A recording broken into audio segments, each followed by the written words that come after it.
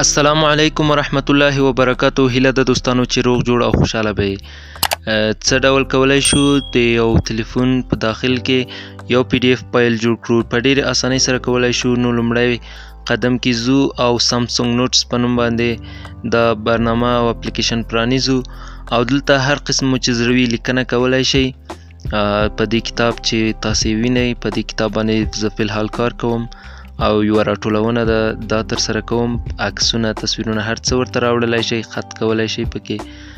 نو کله مو چې خط لیکنه مکمله شول په هغه پاس 3 نقطو باندې به کلیک وکړئ او دریم آپشن د پرنټ په نوم باندې به انتخاب کړئ. کله مو چې د پرنټ په نوم آپشن فعال کړ انتخاب کړ په بخښنې سره، نو دلته یو پاڼه تاسو ته خلاصیږي چې پی ډی اف په دې کونج کې نشته دی. نو په دې باندې به کلیک وکړئ او تاسې د ټلیفون ګالرۍ ته وړل کیږي. په ګالرۍ کې به یو فولډر انتخاب کړئ او د خوښې وړ فولډر به مو انتخاب کړئ او دلته به دا فایل ذخیره کړئ. نو په همدې اسانۍ سره ستاسو پی ډی اف فایل په خپله ګالرۍ کې مو سیف کیږي.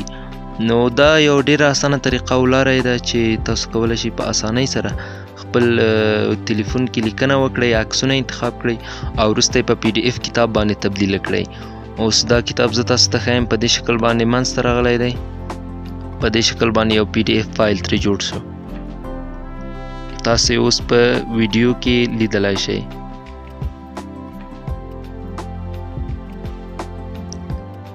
دا هغه کتاب دی چې زه لیکنه پرې کوم او له ټلیفون له سامسونګ نوټ څخه مو خپل د ټلیفون حافظې ته سیف کړ.